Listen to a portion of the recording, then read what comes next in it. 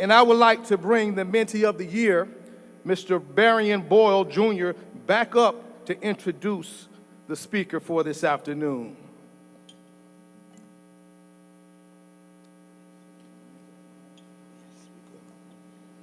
Good afternoon, everybody. I just want to let all of you know that we are in for a treat today. Our featured speaker this afternoon is one of the most dynamic and sought-after speakers in the country, and it is an honor to introduce him this afternoon. Reverend Dr. Jamal Harrison Bryant is a philanthropist, author, motivational speaker, and entrepreneur, as well as the most prolific and eloquent orators of our time. He is the senior pastor of the New Birth Missionary Baptist Church in Lithonia, Georgia. Dr. Bryant is a graduate of Morehouse College and of Duke University. He received his doctorate of ministry degree of the Graduate Theological Foundation. Ladies and gentlemen, introducing Dr. Jamal Bryant.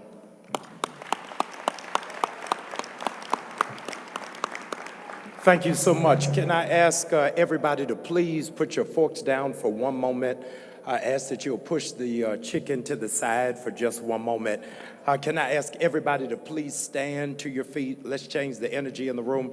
Everybody stand to your feet right where you are. Would you give a thunderous applause, make some noise, and clap your hands all over this room? Come on, you can do better than that. Come on, let me hear you in the back. Make some noise, clap.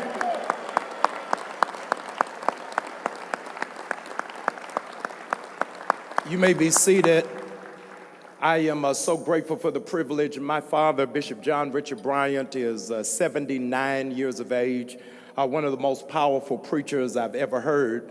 Whenever it is that I speak, he always calls me and asks, Jamal, how did it go? And I want to be able to call him when this luncheon is over, and he asks me invariably, how did it go? And I'll be able to tell my father I had them on their feet in the first minute, clapping and making noise. So thank you so very much from robbing me from being a liar to my dad. Ordinarily, when you hear about a recall in elections, it is about trying to extract somebody out of office who no longer deserves to be there. The 100 black men made a recall not to put somebody out, but to bring somebody back in. Because they recognize the effective and powerful leadership in one Mr. Thomas W. Dortch. I want us to thank God collectively for a role model of leadership for this age, for this era, and for this hour. Come on, we can do better than that.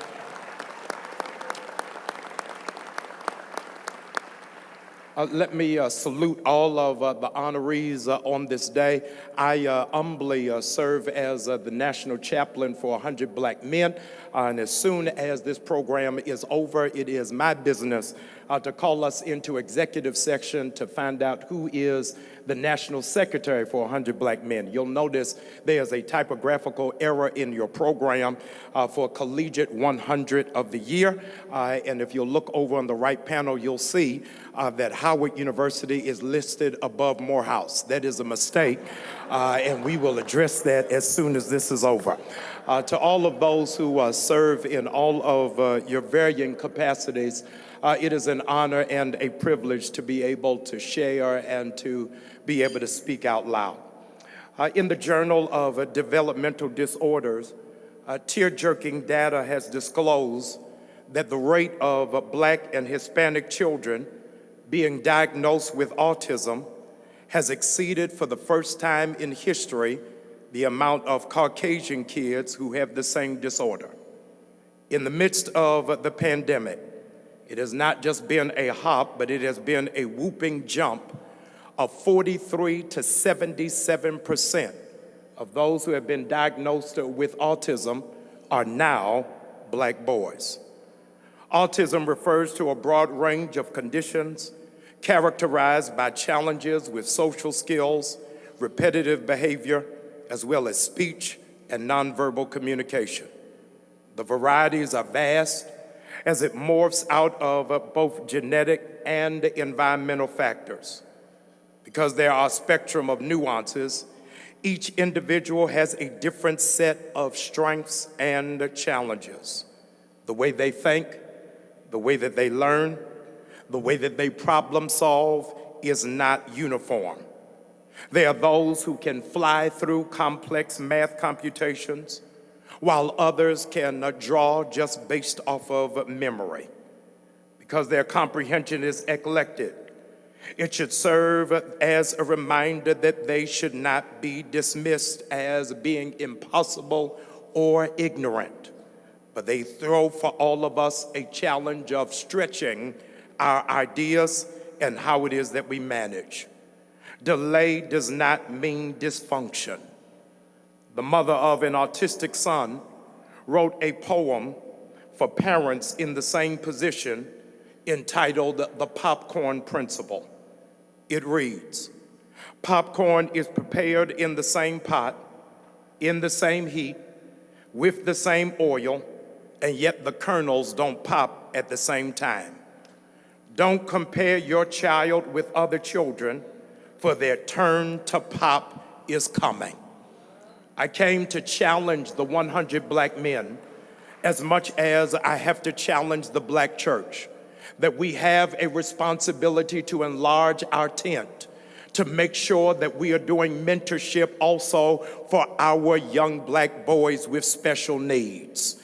If we are just doing it the regular way, we are missing a complete demographic that is deserving of our love, our care, our attention, and our instruction. The reality is we have all of them in our community, and if any of them are overlooked, then we are in fact blind to a reality that is profound to our community. 100 black men, I hope you will take the challenge that as we are mentoring young black boys, that we do not neglect young black boys with special needs. If you agree with that, would you please give an applause of affirmation that we do better, that we do more, and that we go further. For some reason, I couldn't get this poem out of my head. And so I got home and I developed a hankering for popcorn that I couldn't shake. I went down in my kitchen, searched the cabinet, and found a bag in order to make some. I threw the popcorn in the microwave, placed the setting on high, put the timer at 3.5 minutes, and I began to pace, waiting for it to happen. And while I was pacing, I heard God correct me and say, Jamal, what did you put in the microwave? I said, I put popcorn. He said, no, you didn't. Check again. What did you put in the microwave? I said, God, I put popcorn in the microwave. He said, Jamal, no, you didn't. Check again. He said, Jamal, you did not put popcorn in the microwave. You put kernels in the microwave. But you called it what you wanted to become. The 100 black men stand on the ethos that they cannot become it until they see it. But I also believe they cannot become it until they are called it.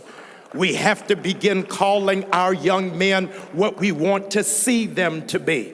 That they are not just going to go to college on athletic scholarships, but they're going to go to college for engineering and for computer science and for medicine and for law and for being public servants, because we see more in them than the society that they are a part of has ever seen.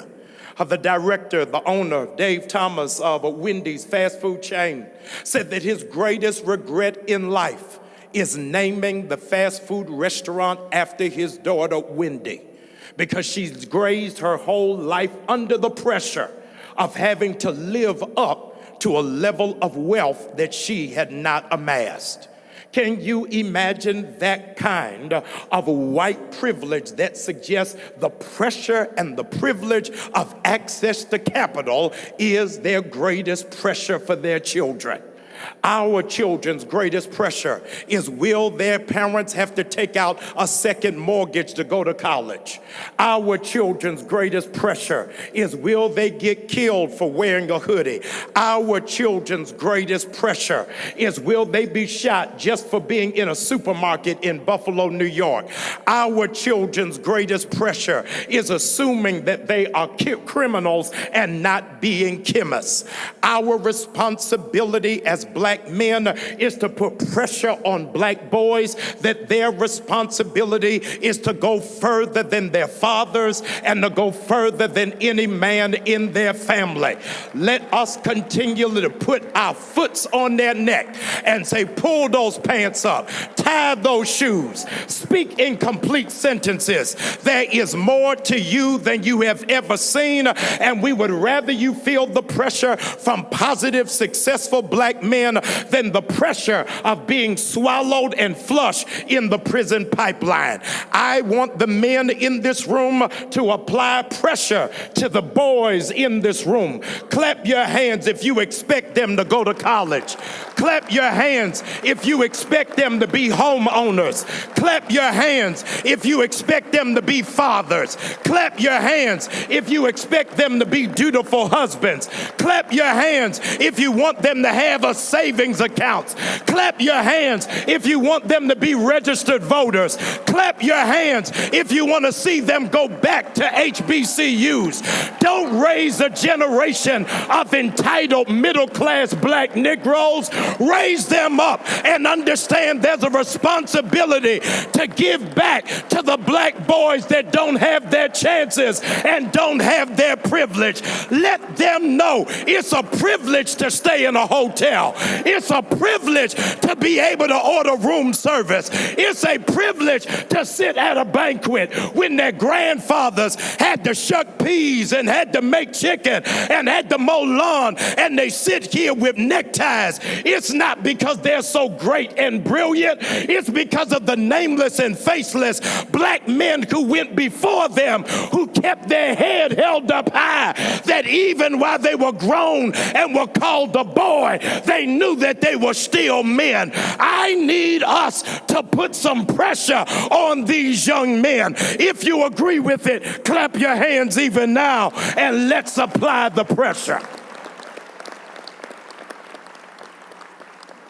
You have to pay attention to the fact that when kernels begin to change, so does what's holding it. When you put it in the microwave, the bag is flat, but it doesn't stay in that position when there is growth. America has to change when our young men put a mandate of change. There's a book that I want to offer to all of the young men who are present. The book is entitled, What If Obama Had Sons? What if Obama had sons? The author's name is William Porter, and he argues, how would the landscape of American perspective have changed if instead of 2 daughters, Obama had 2 sons?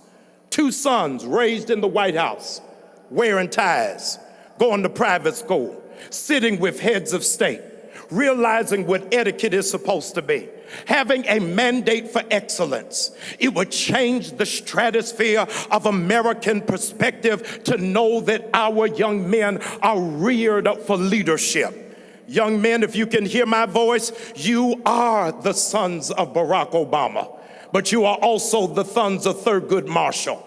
You are the sons of A. Philip Randolph. You are the sons of Martin Luther King Jr. You are the sons of Andy Young. And you will never be the sons of Clarence Thomas. I declare unto you that there is greatness inside of you, and you've got to rise to that challenge and meet it.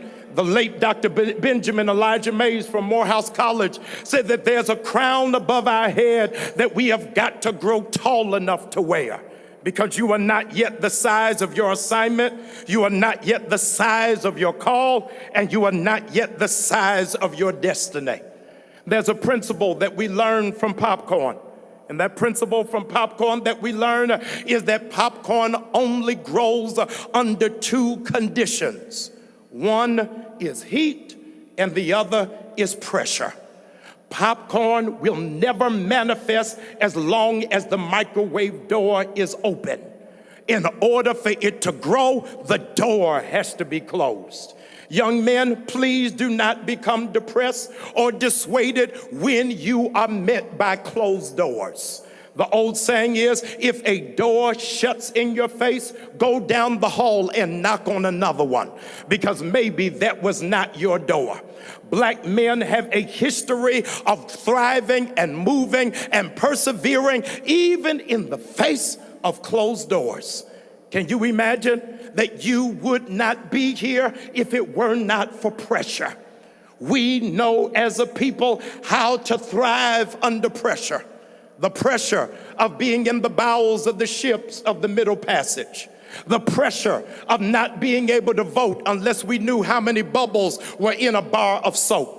The pressure of having to memorize the Constitution in the face of those who couldn't even read themselves. The pressure of having property but having no dignity. The pressure of a Constitution labeling you to be 3/5 of a human being. The pressure of having your churches with burning crosses on the outside. The pressure where it is that it was legal for them to lynch black men, in the words of Nina Simone, as if they were strange fruit. The pressure of barking dogs and relentless fire hoses. But out of that pressure came the original gangster rap music. The original gangster rap music was, before I be a slave, I'll be buried in my grave and go home to my Lord and be free. The original gangster rap music is, I ain't gonna let nobody turn me around. I'm gonna keep on walking. I'm gonna keep on talking. The original gangster rap music.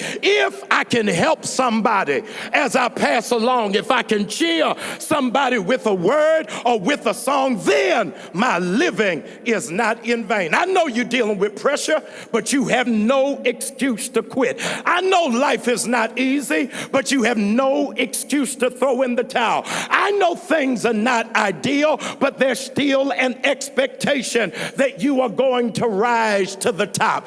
This is your popcorn principle. And whenever it is that you take a bag of popcorn out of the microwave, look in the bottom of the bag, and invariably you will find kernels that did not pop. And if you inspect them, you will discover that the kernels that did not pop are the kernels that had no oil on them. I want to suggest to you that the young men who will not make it possibly to their greatest level of destiny are those young men who never had a mentor, who never had somebody speak into their life, who never had somebody to shape their consciousness and their being. In the midst of this COVID pandemic, 3 black men became billionaires. What is your excuse not to become a millionaire? Use your gift, use your mind, use your creativity, use your call, but whatever you do, don't use an excuse. An excuse is a tool for the incompetent, and if you are here in Hollywood, Florida, you are given all of the tools that are needed and necessary for you to make it. Scotty Colbert, while we were down at Morehouse, we understood that when we went to the cafeteria for breakfast, wasn't no waffles, wasn't no French toast, wasn't even no oatmeal. All they had is what you found in the canteen this morning because the restaurant was closed. When you go to the cash register and they ask you, what do you want for breakfast? Tell them, I want Rice Krispies, because that's the only thing that snaps, that crackles, and pops.